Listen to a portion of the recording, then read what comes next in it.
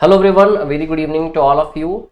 Having gone through the UPSC prelims exam 2024, हमें CSET के section में RC में एक बात तो समझ आई कि 2023 के पैटर्न के अकॉर्डिंग जैसे हम देखें तो उसमें हर एक क्वेश्चन के साथ ऑलमोस्ट एक ही फॉलोइंग क्वेश्चन था, हर एक रीडिंग कॉम्प्रिहेंशन हर एक पैसेज के बाद। लेकिन 2024 में ये पैटर्न बदला।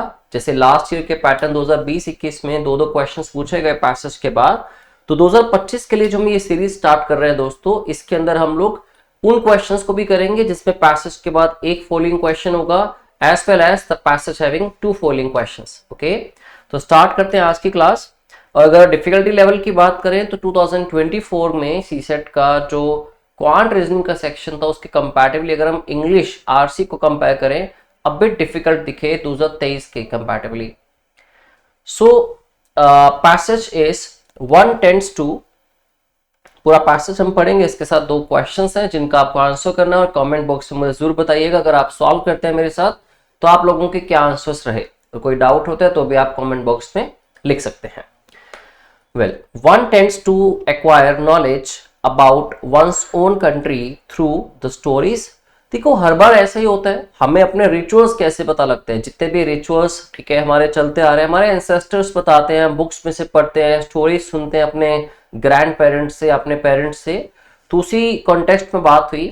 One tends to acquire knowledge about one's own country through the stories, the history and the anecdotes told by one's ancestors. Definitely यहीं से पता लगेगा हमें। विद द इम्प्लिसिट असम्पशन, जिससे कि हमें एक अनक्लियर, कुछ अलग वर्ड्स में, डिफरेंट वर्ड्स में एक क्लियर आइडिया मिलता है अबाउट वंस कंट्री, जो कि किस कॉन्टेक्स्ट पे बात कर रहे हैं हम लोग। They would be taken as a guiding material by the listener to develop a good character and personality, कि मेरे एंसेस्टर्स कैसे थे, कौन से लोग थे जिनके अंदर कैसी क्वालिटीज थी और उनका कैरेक्टर कैसा कंसिडर हुआ, अकॉर्डिंगली वो लोग अपने कैरेक्टर को भी डेवलप कर सकते हैं, अपनी पर्सनालिटी को वैसा ही सेट कर सकते हैं इन स्टोरीज को सुन के।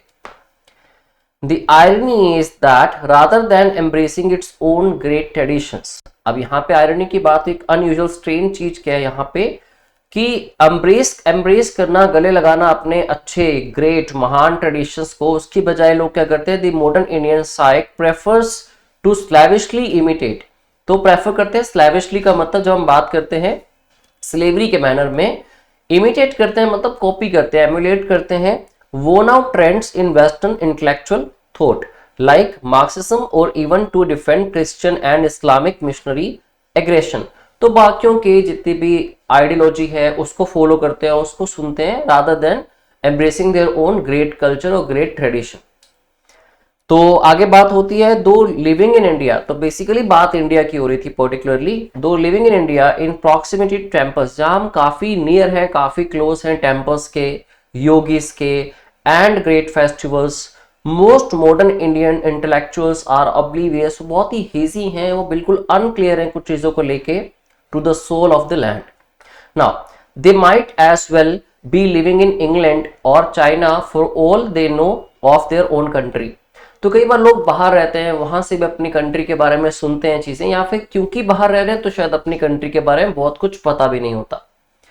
Now they are isolated in their own alien ideas as if they were living in a tower of iron। ठीक है, तो अपने आइसोलेट हो जाते हैं बहुत ज्यादा। अब एलियन डेफिनेटली क्या है, किसी दूसरे प्लैनेट से, दूसरी कंट्री से अगर है तो आप कंसिडर किया जाता है alien. If they choose to rediscover India it is more likely to occur by reading the books. तो कैसे रीडिस्कवर कर सकते हैं, मोस्ट लाइकली क्या करेंगे वो लोग, बुक्स पढ़ेंगे वेस्टर्न ट्रेवलर्स की, visiting the country, rather than bye their own direct experience. Means वो डायरेक्ट एक्सपीरियंस नहीं करते, जो ट्रैवलर्स ने ट्रैवल किया या उनकी बुक्स लिखी हुई हैं या उनके मुंह से सुनना पसंद करेंगे, rather than their own direct experience of the people around them. ठीक है, तो आई होप आपको पैसेज का एक क्लियर आइडिया समझ आ चुका है।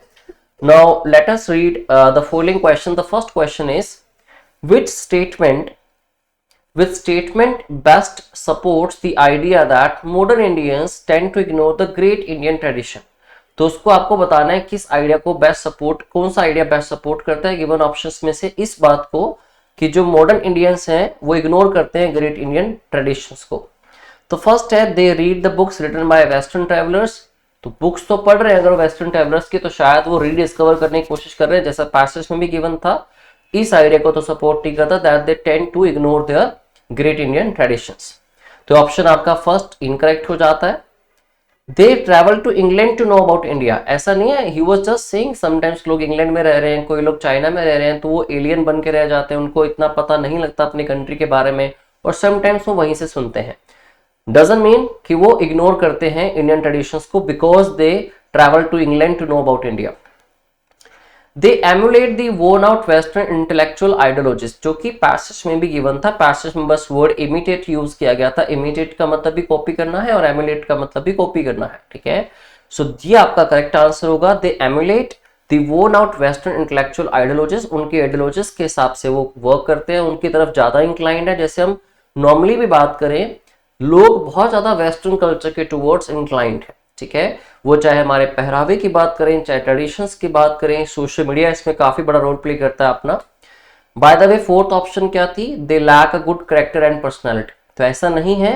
सिर्फ वहां पे ये कहा गया था कि after getting to know about their Indian culture, their great tradition, they can develop their good personality, right. Doesn't mean they lack a good character और पर्सनालिटी। तो इसमें आपका फर्स्ट क्वेश्चन का आंसर दोस्तों हो जाता है ऑप्शन सी। अब अगला क्वेश्चन देखते हैं। Which of the following statements is best supported by the passage above? पूरे पैसेज में किस स्टेटमेंट, कौन सी स्टेटमेंट जो है बेस्ट सपोर्ट करती है किसके साथ, इन गिवन ऑप्शंस में से। सो फर्स्ट है, Indians tend to have a poor knowledge of their own country, which is definitely true after going through the passage. तो ये ऑप्शन आप कंसीडर कर सकते हैं फॉर द टाइम बिंग। अभी बाकी ऑप्शंस भी पढ़ेंगे। People tend to like the stories about their own country told by their ancestors, ठीक है। इसमें ऐसा कुछ नहीं था दे लाइक द स्टोरीज, वो कह रहा था they get to know about the country by listening to their ancestors, कि उससे उनका ट्रेडिशंस या उनके हिस्टोरिकल कल्चर का पता लगता है। जबकि वो इंक्लाइंड तो दूसरी तरफ है, इसकी तरफ, they emulate the worn out western intellectual ideologies, ठीक है। तो ये ऑप्शन आपका गलत हो जाता है। One can get to know about one's country only by direct experience, passage में ऐसा नहीं कहा गया था, ठीक है। और ऐसा एक एक्सट्रीम स्टेटमेंट है कि सिर्फ डायरेक्ट एक्सपीरियंस से ही आप जान सकते हैं। पैसेज में देखें तो पैसेज में ही जरूर कहा गया था, if they choose to rediscover India it is more likely, ज्यादा चांसेस किसके हैं, to occur by reading the books of western travellers visiting the country, जो कंट्री को विजिट करते हैं उनके थ्रू वो करना पसंद करेंगे, ना कि एक डायरेक्ट एक्सपीरियंस के थ्रू जो उनके लोग आसपास हैं उनसे मिलके, राइट। तो दैट डजंट मीन आप एक्सप्लिसिटली ये कह दें या फिर आप इस एक्सट्रीम मैनर में कह दें कि one can get to know about one's own country only by direct experience, ठीक है। जान तो हम वैसे भी सकते हैं, ठीक है, जैसे हम एंसेस्टर्स से भी जानते हैं, पैसेज में भी लिखा गया था। तो this would be considered wrong as well. Indians in general tend to have poor knowledge, तो उसमें पैसेज में गिवन था कि कंट्री के बारे में नॉलेज कम है, एंड यू कैन नॉट से कि उनको इन जनरल ही नॉलेज बहुत कम है, ठीक है। तो ये भी एक गलत स्टेटमेंट होगी कहना। तो डी ऑप्शन भी आपका इनकरेक्ट हो गया, इलिमिनेट हो गया। तो आंसर आपका आता है option A, question number second का। आई होप आपको पैसेज समझ आया। इस सीरीज में हम इस चीज का ख्याल रखेंगे, जो यूट्यूब पे सीरीज स्टार्ट की हमने सीसेट 2025 के लिए, कि हम 2024 के एक्सपीरियंसेस को यूज करें, पैसेजेस का लेवल थोड़ा इंक्लाइन करें डे बाय डे, ठीक है, मिक्स टॉपिक्स को लेके आए, ठीक है। और डेफिनेटली आप हर रोज देखोगे एक डिफरेंट लेवल, जब भी हम पैसेजेस डिस्कस करेंगे बेस्ड होगा 2024 के ऊपर भी। कई बार one question will be there, कई बार there will be two following questions according to exams point of view. अब जैसे 2023 में एक एक क्वेश्चन ही आया, 2024 में ऑलमोस्ट दो दो क्वेश्चंस आए, तो नेक्स्ट टाइम क्या पता हाफ हाफ हो जाए और क्या पता फिर से एक एक क्वेश्चन आ जाए। तो हमें हर चीज के लिए प्रिपेयर रहना है। Okay, thank you very much.